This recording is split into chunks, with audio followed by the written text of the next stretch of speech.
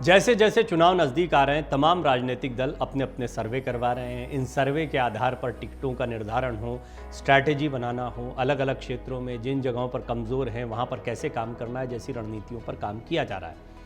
राजस्थान बहुत महत्वपूर्ण राज्य है। दोनों ही बड़ी पार्टियों के लिए, बीजेपी और कांग्रेस की अपनी अपनी तैयारियां हैं, दोनों ने कमर कस ली है। चुनाव के मद्देनजर प्रदेश में राजनेताओं के दौरे भी जारी हैं। केंद्रीय रक्षा मंत्री राजनाथ सिंह के बाद केंद्रीय गृह मंत्री अमित शाह ने राजस्थान के उदयपुर का दौरा किया।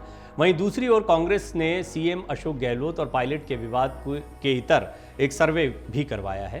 पहले भी ये कहा जा रहा था कि जिताऊ प्रत्याशियों को टिकट दिए जाएंगे, इसको लेकर एक इंटरनल सर्वे करवाया जाएगा। ये सर्वे करवा लिया गया है।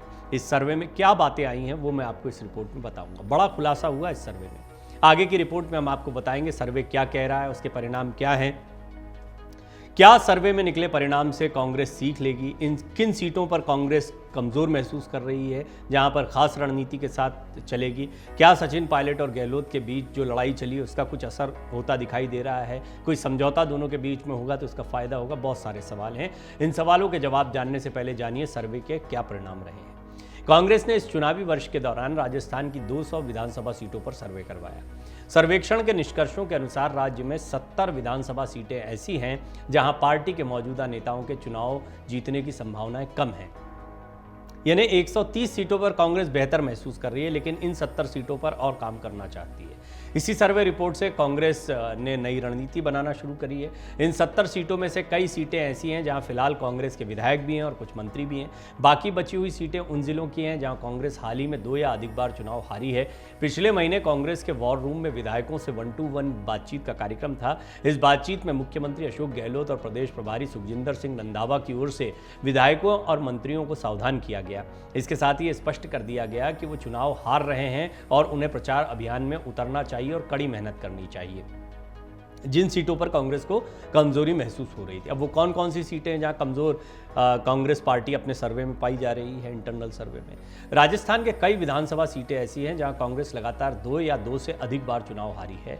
इनमें आसपुर है, मनोहर थाना है, केशोरायपाटन है, सांगरिया है, मांडलगढ़ है, आसपुर नगर, विद्याधर नगर, अजमेर उत्तर, अजमेर दक्षिण, सल्लूवर, कपासन, चैतारण, बूंदी, मालपुरा, लाडपुरा, डग, राजसमंद, शाहपुरा, भीलवाड़ा, गढ़ी, जयपुर शहर और केशवरायपाटन, तो जैसा मैंने आपको बताया बीच में। इसके अलावा आहोर, रेवदर, आसिन, जालोर, सुमेरपुर, पाली, मावली, पीलीबंगा, खानपुर, रानीवाड़ा, फुलेरा, फलोदी, बाली, भीनमाल, गोंगुदा, छबड़ा, उदयपुर ग्रामीण, रायसिंह नगर, मुंडावर, रामगंज मंडी, नागौर, चुरू, सूरतगढ़, चौमू, नसीराबाद शामिल हैं।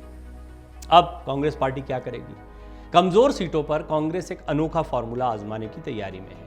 राहुल गांधी ने कहा है कि 50% सीटों पर युवाओं को मौका दिया जाएगा, यानी विधानसभा की 100 सीटें। ऐसे में इस फॉर्मूले को इन सीटों पर परखा जा सकता है। इसके साथ ही मुख्यमंत्री अशोक गहलोत ने कहा कि नामांकन के अंतिम समय में टिकट का खुलासा करने के बजाय 2 महीने पहले उम्मीदवारों की घोषणा कर दी जाए, ताकि उम्मीदवार को क्षेत्र में मेहनत करने का अवसर मिल सके, आपसी सिरफुटअव्वल से भी उभरने का मौका मिल सके। क्योंकि टिकटों का वितरण होता है तब बागी भी खड़े हो जाते हैं। 3 जुलाई को एक महत्वपूर्ण बैठक होने जा रही है। मीडिया रिपोर्ट्स के मुताबिक 3 जुलाई को राजस्थान कांग्रेस के नेताओं के साथ पार्टी के राष्ट्रीय अध्यक्ष मल्लिकार्जुन खड़गे, पूर्व अध्यक्ष राहुल गांधी बैठक करेंगे। माना जा रहा है कि इस बैठक में सचिन पायलट को लेकर कांग्रेस आलाकमान कोई बड़ा फैसला ले सकती है। कहा यह भी जा रहा है कि सचिन पायलट को कोई बड़ी जिम्मेदारी देकर पार्टी उनकी नाराजगी को दूर करने के प्रयास कर सकती है।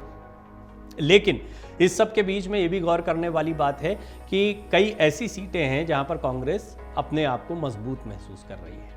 तो जहां कमज़ोर है वहां पर ज़्यादा ध्यान होगा, वहां पर ज़्यादा तैयारी की जाएगी। जिन 70 सीटों के विषय में मैंने जिक्र किया है, इन 70 सीटों पर कुछ फॉर्मूलाज के साथ युवाओं को मौका देकर ज़्यादा तैयारी के साथ कांग्रेस उतरने का मन बना रही है।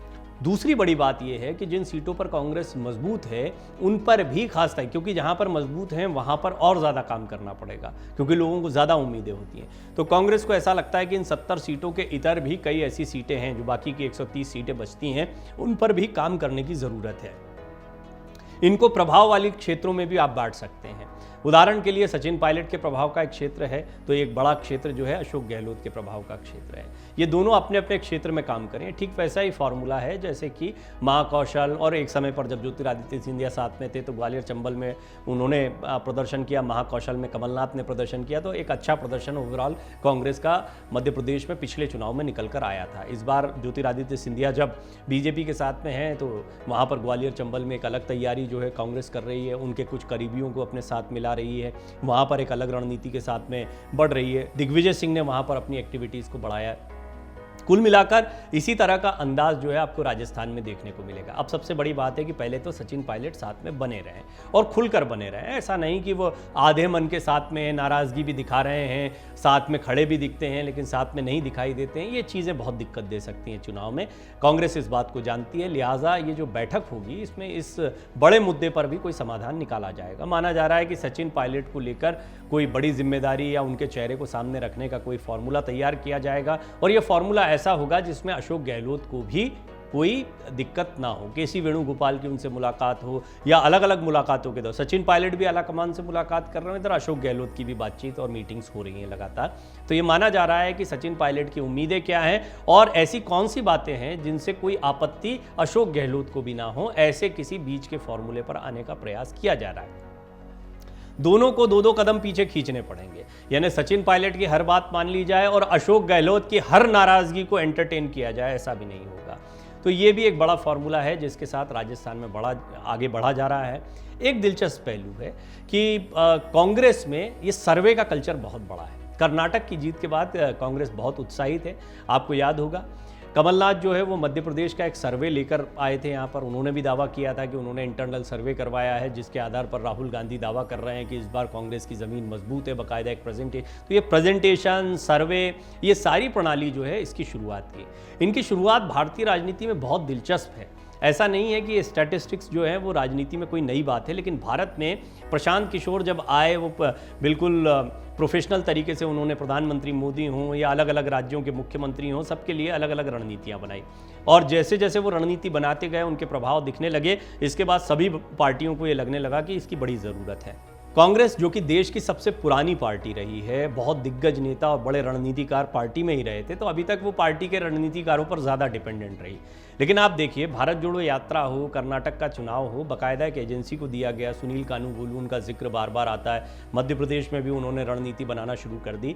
यानी ज़मीन पर नेता अपना काम करते रहें, अपनी समझ, अपने राजनीतिक अनुभव का इस्तेमाल करते रहें, लेकिन चुनाव में आपको एक व्यापक रणनीति के साथ में उतरना पड़ता है, सर्वे करने पड़ते हैं, लोगों का मन जानना पड़ता है, बहुत व्यवस्थित तरीके गणित है। तो चुनाव का ये जो गणित है ये प्रशांत किशोर की देन है, और अब इसको कांग्रेस बहुत जमकर आजमा रही है। एक इंटरनल सर्वे करवा लिया गया राजस्थान में। ऐसा कहा जा रहा है कि आने वाले दिनों में भी सर्वे होते रहेंगे। और बड़ी बात यह है कि चुनाव से पहले से तैयारियां चल रही हैं। ये भी अभी तक नहीं देखा जाता। चुनाव के पहले ही आप सुगबुगाहट देखते थे, लेकिन अभी 5-6 महीने का समय बाकी है। लेकिन आप देख रहे हैं किस तेज़ी से दोनों पार्टियों ने अपनी पूरी ताकत को राजस्थान, मध्य प्रदेश में झोंक दिया है। और बाकायदा इंटरनल सर्वे की रिपोर्ट जो कांग्रेस की राजस्थान में आई है, उनमें जिन 70 सीटों पर कमजोरी महसूस हो रही है, वहां पर ज़्यादा ताकत के साथ और नई रणनीति के साथ उतरने का प्लान बनाया जा रहा है। अमर उजाला अब आपके टीवी पर भी। अपने स्मार्ट टीवी पर YouTube पर सर्च करें अमर उजाला, चैनल सब्सक्राइब करें और देखें ताज़ा खबरें, वो भी HD क्वालिटी में। और हाँ, बेल आइकन दबाना ना भूलें ताकि हर खबर हो आपके घर। अमर उजाला, निष्पक्ष, निर्भीक, निरंतर।